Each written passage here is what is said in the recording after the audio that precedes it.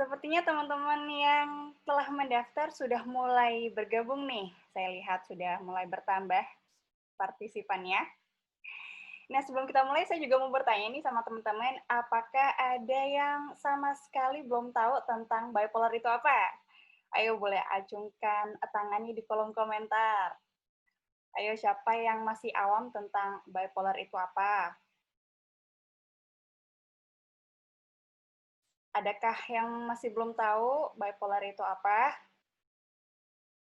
Apa udah tahu semua nih? Oke deh, kita akan bahas tuntas mengenai bipolar bersama narasumber kita. Yang pertama ada Dr. Iputu Beli Sutrisna, beliau adalah seorang psikiater. Yang kedua ada Mbak Tia, dan ketiga ada Mbak Nena. Mbak Tia dan Mbak Nena ini adalah seorang psikolog. Nantinya para narasumber akan memberikan materi secara bergantian, dimulai dari Dr. Beli, dilanjutkan oleh Mbak Nena, kemudian diakhiri oleh Mbak Tia. Setelah seluruh narasumber selesai menyampaikan materi, nanti kami akan membuka sesi Q&A kepada teman-teman yang ingin bertanya. Nah, buat teman-teman yang ingin bertanya, nanti caranya boleh mengacungkan emoji gambar tangan pada kolom komentar. Nanti saya akan beri kesempatan untuk menyampaikan secara langsung bagi teman-teman yang ingin bertanya dengan cara mengaktifkan mikrofonnya, tentunya setelah dari aba-aba yang saya berikan. Nah, di akhir sesi nanti, teman-teman jangan kemana-mana dulu juga, karena kita akan ada sesi foto bersama. Jadi dipastikan untuk standby ya, teman-teman. Nah, juga untuk teman-teman yang informasi untuk yang telah membeli tiket senilai Rp35.000 berhak mendapatkan tumbler per tiketnya, di mana tumbler ini bisa langsung diambil di DMHC yang beralamat di Jalan Padang Gajah Jalan Utara, nomor 8 Padang Sandian, Kecamatan Denpasar Barat, Kota Denpasar, Bali. Sebelahnya Rumah Sakit Bali Med. Atau juga bisa dengan searching langsung di Google Map dengan klik Denpasar Mental Health Center. Nah, nanti tinggal ikutin aja petunjuk dari Google Map-nya. Nah, ada yang nanya nih, Kak, apa sih DMHC itu dari tadi apa ya? Nah, aku mau kasih tahu nih, DMHC itu adalah singkatan dari Denpasar Mental Health Center. DMHC ini adalah praktek bersama psikiater dan psikolog dalam pelayanan kesehatan mental di area Denpasar.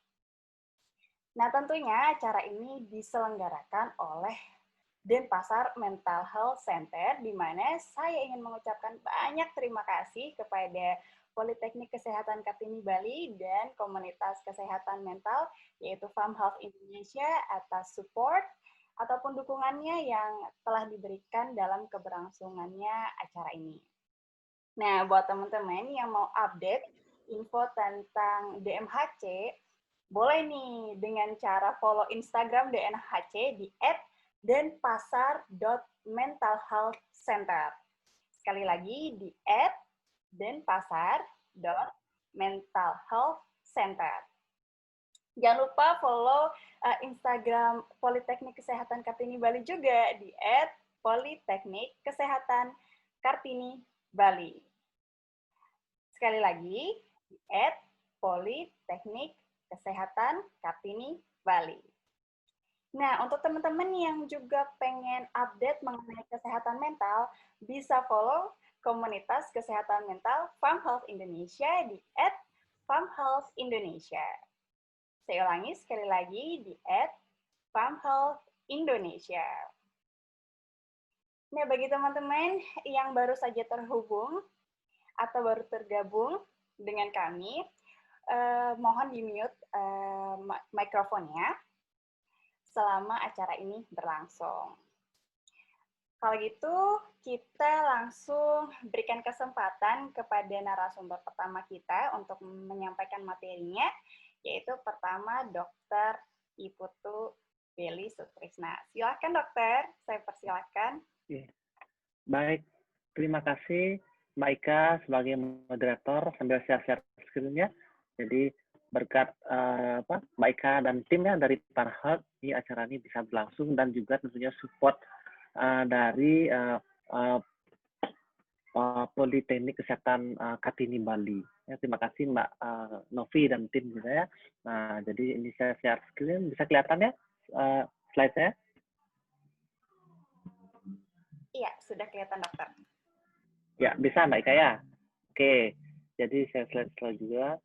Oke, untuk mempersingkat waktu, jadi saya kali ini mendapat bagian untuk menjelaskan apa sih itu tentang bipolar ya. Jadi mengapa seseorang itu bisa mengalami bipolar dan bagaimana penanganannya. Ya. Nah, jadi ada 3 poin yang ingin saya sampaikan kepada teman-teman.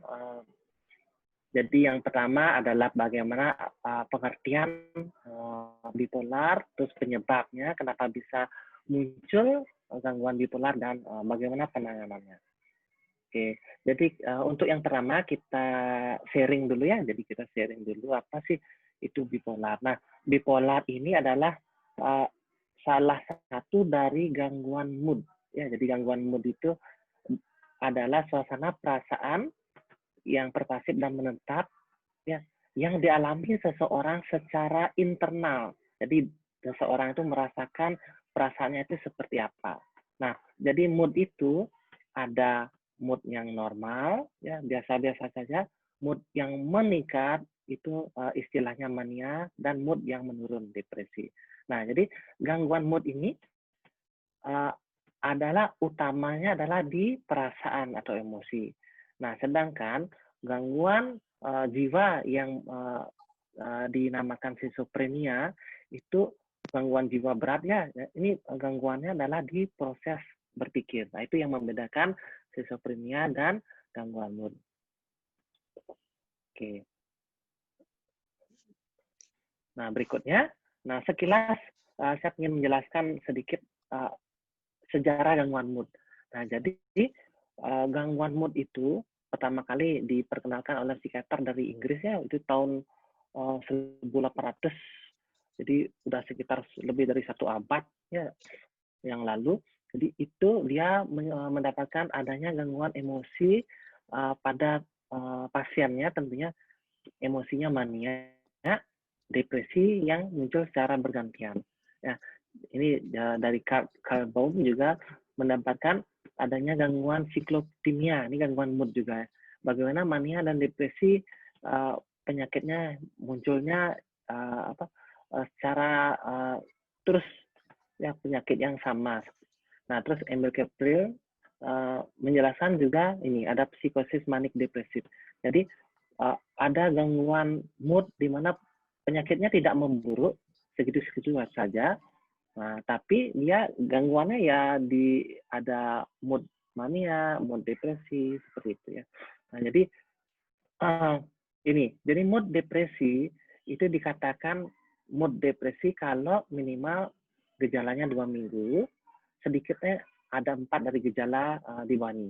Jadi ada perubahan nafsu makan, perubahan pola tidur, rasa bersalah, memikirkan kematiannya, dan tentunya ini ada perasaan yang sedih, depresi.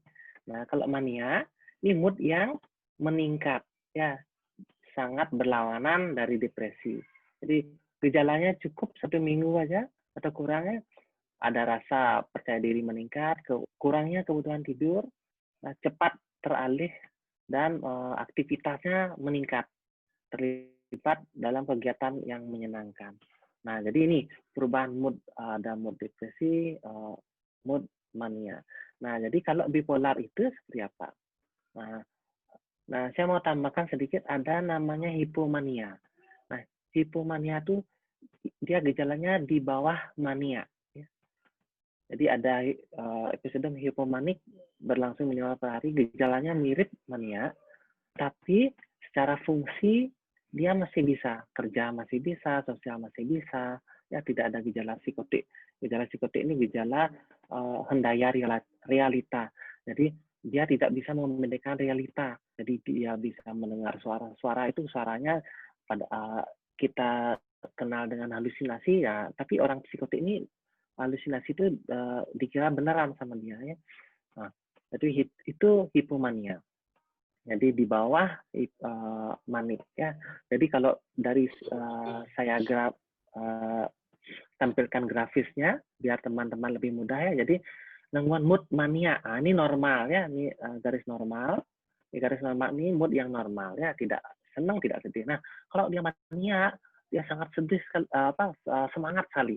Dia tidak perlu tidur saking semangatnya, bekerja overworking, kemudian bisa juga sampai mengalami psikotik juga ya, mendengari halusinasi, waham kebesaran, dia merasa paling hebat gitu ya. Nah kalau hipomania ini di bawahnya mania. Nah ini masih bisa berfungsi. Jadi tidak mengalami gejala psikotik, tapi dia aktivitasnya mulai meningkat ya, tidur juga berkurang ya, karena saking semangatnya. Ya. Nah kalau di bawah ini ada namanya depresi, jadi moodnya turun, kebalikan dari mania ya.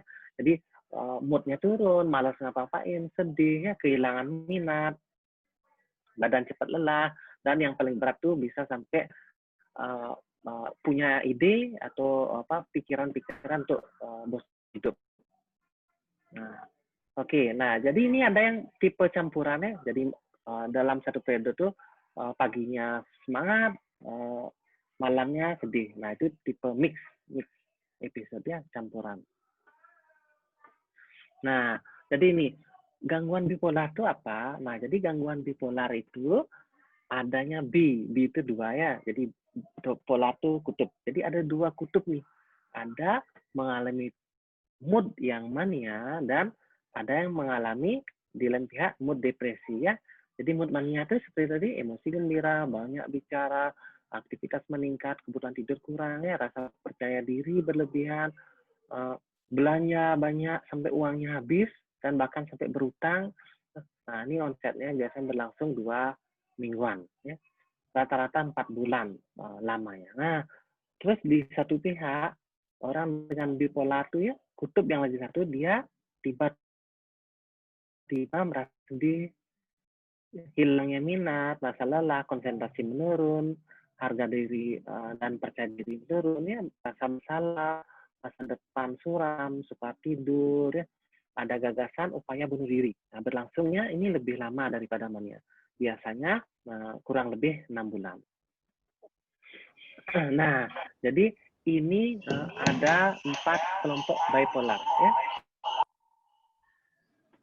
Nah, jadi bipolar itu kuncinya ada 2 kutub ya. Jadi ada mood depresi dan ada mood yang mania. Nah, jadi bipolar tipe 1 ini gejala manianya yang dominan dan depresinya juga di sini ada jelas ya. Nah, kalau bipolar tipe 2 manianya ini ringan ya. Gejalanya biasanya paling sampai hipomania, tapi depresinya yang berat ya. Nah, kalau siklotimia dia emosi tidak stabil. Ditanya dengan emosi mania, ada juga depresi ya, ada mania, hipomania dan depresi. Nah, gangguan bipolar lainnya ini yang banyak di masyarakat. Nah, kalau yang tipe 1, tipe 2 itu jelas ya. Tipe 1 maniaknya yang menonjol, tipe 2 depresi yang menonjol. Nah, kalau lainnya ini jadi ada hipomania, depresi juga nggak jelas. Nah, ini yang banyak di masyarakat. Dan sering kali pasien-pasien kita edukasi bahwa apakah saya benar tak dok bipolar. Nah, padahal maksudnya memang bipolar yang lainnya. Nah, kalau bipolar yang ekstrim kan yang tipe 1, tipe 2 ini ya. Jadi itu bipolar ya. Nah, jadi bipolar tipe 1 ini episode mania, kan kadang-kadang ada episode depresi. Ya. Episode campuran juga bisa didapatkan ya. Ada mania dan depresi sepanjang hari. Bipolar tipe 2 beberapa depresi berat dan hipomania. Oke, ini yang tadi ya grafisnya. Jadi ini gejala mania. Nih, manianya di atas normal ya. Nah, depresinya juga berat munculnya. Itu tipe 1. Nah, kalau yang tipe 2, enggak sampai di mania dia. Paling hipomania aja, tapi depresinya juga jelas. Oke. Nah, ini ada jenis yang namanya distimia.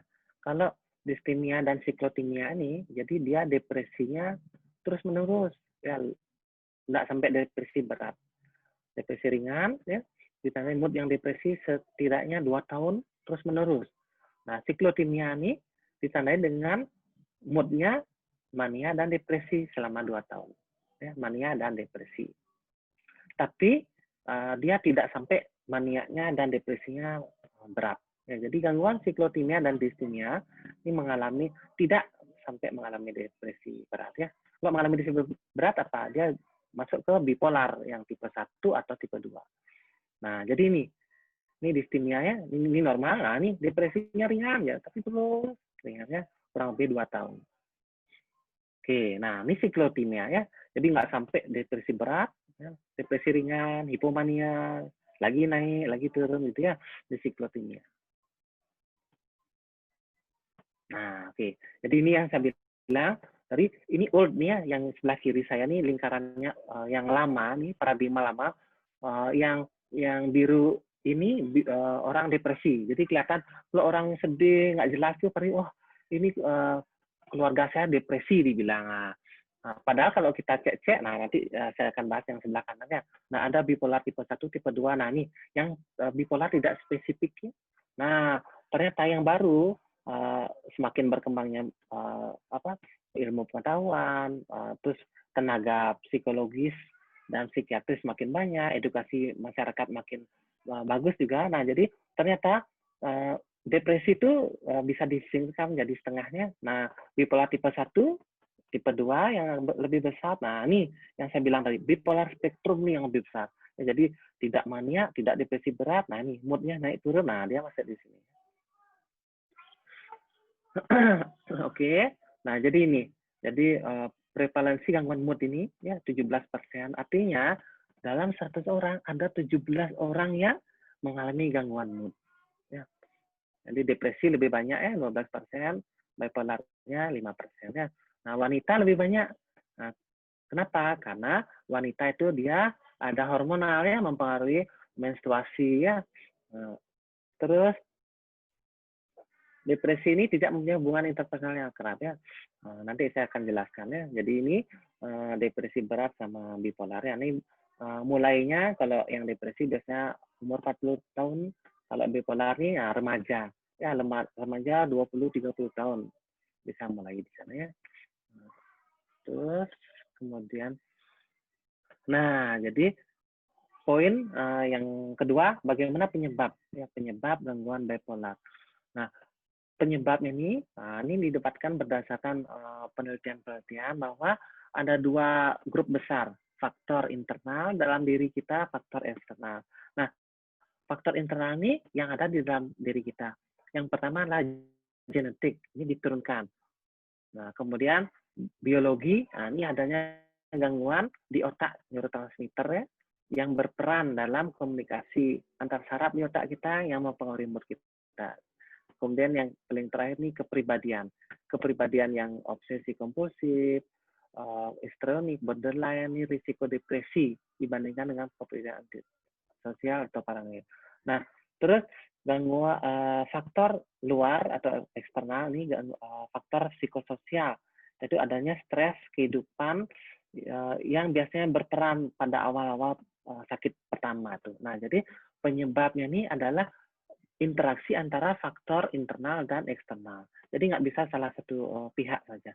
Nah, interaksi antara inilah yang menyebabkan seseorang tuh mengalami gangguan mood. Apakah dia bipolar tipe 1, tipe 2, atau campuran.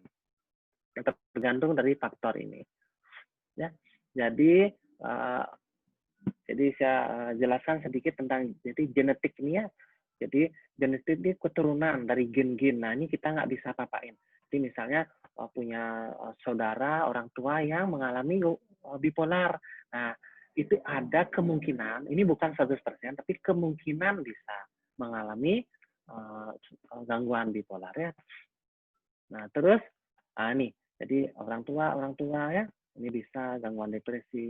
Nah, ini ada persentasenya sekian, bukan 100%, tapi cuma beberapa persen aja. Sisanya faktor lain. Ya, jadi depresi unipolar yang paling banyak di keluarga, kemudian hal ini menunjukkan kemungkinan adanya dasar genetik yang sama di antara kedua penyakit. Jadi ada nggak keluarganya bipolar, ada nggak keluarganya depresi ya. Itu kita perlu cari tahu karena ini erat kaitannya dengan faktor keturunan. Nah, kemudian struktur otaknya seperti apa pada orang yang gangguan bipolar? Nah, tentunya orang yang bipolar dengan orang normal, struktur otaknya tentu berbeda ya. Jadi gangguan bipolar ini adanya gangguan seperti tadi ya, faktor internalnya gangguan neuroanatomi otak atau struktur otak yang menyebabkan gangguan emosi. Ya, seseorang akhirnya mengalami gangguan bipolar ya. Jadi di sini ada beberapa lesi otak ya. Nah, itu bisa juga karena tumor, stroke ya. Kemudian lesi di ini nggak usah dihafal ya, jadi biar teman-teman pada tahu informasinya aja ya. Jadi ini ada di bagian otak yang bisa menyebabkan depresi, ada di bagian otak nih di lobus frontotemporal ini mengakibatkan jadi mania ya. Nah, jadi seperti ini. Nah, ini orang yang depresi. Jadi memang ada gangguan sarafnya. Ini orang normal, neurotransmitternya normal ya, dopamin normal, serotonin normal, non-epinefrin normal ya. Nah, pada orang depresi bipolar depresi.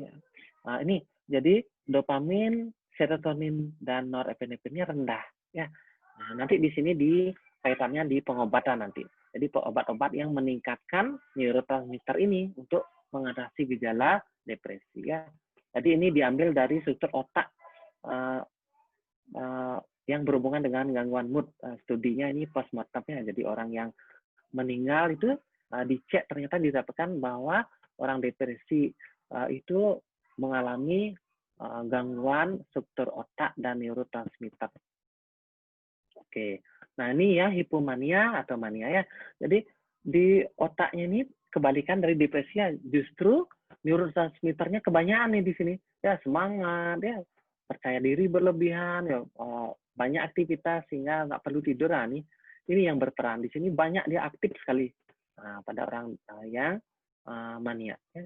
Jadi di sini saya lihat, nah ini yang normal ya, nah, orang normal. Nah ini sel saraf otak yang no go task. Ini yang menyetop daftar tugas kita. Nah pada orang normal segini, nah pada orang yang mengalami gangguan mood mania ini kecil, jadi sangat aktif sekali neurotransmitter atau aliran listrik otaknya, sehingga banyak ide, banyak aktivitas. Ya. Nah, ini hubungan sel saraf dengan emosi ya. Jadi di sini ada sistem limbik namanya. Sistem limbik ini di sini dia yang mempengaruhi semua perilaku kita, ya, perilaku emosional, respon terhadap stimulus yang menyenangkan atau menakutkan. Nah, pada gangguan yang bipolar, sistem di sininya yang terganggu ya. Jadi harusnya normal di sini. Kalau dia di fase depresi, serotoninnya sangat rendah, dopaminnya sangat rendah ya, norepinefrinnya juga sangat rendah. Sedangkan pada mania itu kebanyakan terjadi peningkatan neurotransmitter di sini ya. Amigdala merupakan bagian sistem limbik, dia menerima masukan dan bermacam-macam area dan keluarannya adalah kendali respon emosional. Ini ada amigdala, ini fungsinya merekam. Kalau misalnya terjadi suatu trauma ya pada masa kanak, nah ini amigdala ini merekam ya trauma berat misalnya direkam di sini di amigdala. Nah amigdala ini akan merespon ke sistem limbik yang lainnya.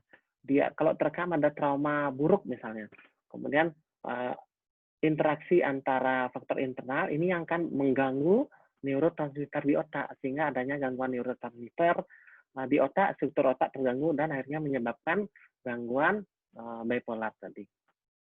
Ya, nah jadi ini seperti tadi saya lanjutkan dari amigdala, kemudian ini faktor eksternalnya atau faktor lingkungannya. Jadi ada stresor, ini yang merubah amigdalanya menyimpan, kemudian mengganggu struktur otak dan fungsi otak, akhirnya terjadi gangguan mood. Ya, stresor kehidupan baik penderita depresi atau bipolar berperan pada awalnya sakit.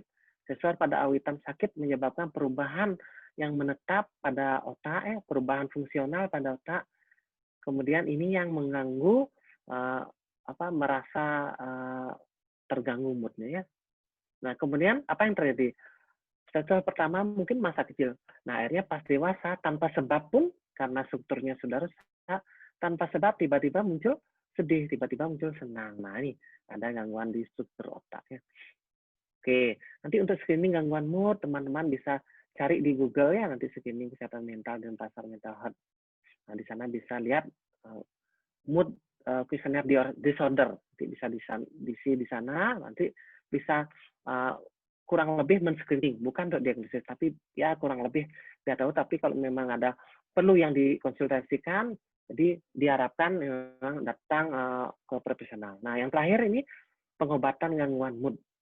Jadi untuk gangguan mood intinya secara fisik ya jantungnya bagus ya, paru-paru bagus, jadi nggak ada masalah secara fisik. Jadi yang penting mood terjaga dengan stabil, maka aman ya, bisa beraktivitas silakan ya, bisa bekerja apapun bisa ya. Yang penting kuncinya adalah mood stabil ya. Mood stabil dalam waktu setahun ya kurang lebih 1 sampai 2 kali muncul itu masih dikatakan stabil ya. Jadi itu masih standar ya. Jadi pengobatannya sesuai dengan penyebab. Nah, penyebabnya adalah tadi ada faktor internal. Nah, ini genetik. Genetik ini itu kita nggak bisa apa-apain.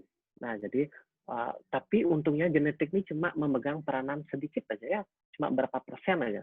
Nah, sisanya nih perubahan struktur dan fungsi otak ya, hormon ini bisa kita atasi, kepribadian karakter bisa kita atasi ya dengan psikoterapi nanti. Ini struktur dan fungsi otak itu dengan hormonal ya, dengan obat-obatan, dan faktor eksternal stres psikososial. Nah, ini juga bisa dengan psikoterapi. Ya, nah, nih saya gambarkan kurang lebih seperti ini.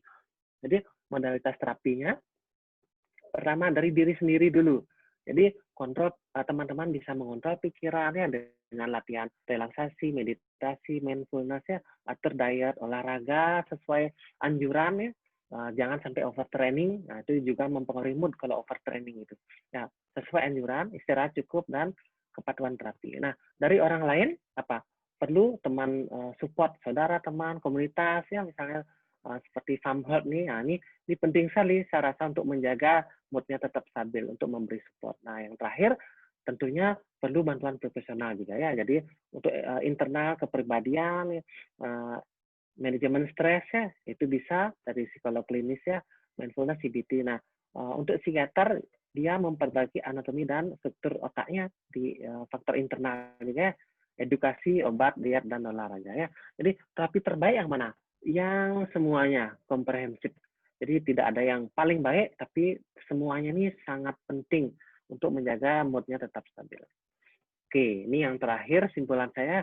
Jadi gangguan mood bipolar ini adalah salah satu gangguan emosi atau mood yang ditandai dengan adanya bipolar ya, 2 kutub. Ada mania atau hipomania dan depresi. Dan ada fase normal. Ya, gejala bisa muncul tiba-tiba, perjalanan penyakitnya hilang timbul, dan tentunya bisa normal. Nah, kemudian penyebabnya ada faktor internal, genetik, biologi, otak termasuk hormon, dan kepribadian. Faktor eksternal ada stres, psikososial, dan lingkungan. Nah, untuk pengobatannya itu targetnya mood-nya tetap stabil. Ya, di kuesioner itu nanti bisa teman-teman atau di aplikasi eMood itu gratis ya, di Google Play itu ada, bisa di-download. Itu bisa mengukur merekam mood kita. Nah, ini kalau stabil mood-nya, kita bisa tetap produktif. Perlu penanganan yang komprehensif untuk mendapatkan hasil terbaik ya, mood-nya tetap stabil dari diri sendiri, teman dan keluarga, dan tentunya profesional. Ya, mungkin sekian dari saya. Semoga bermanfaat.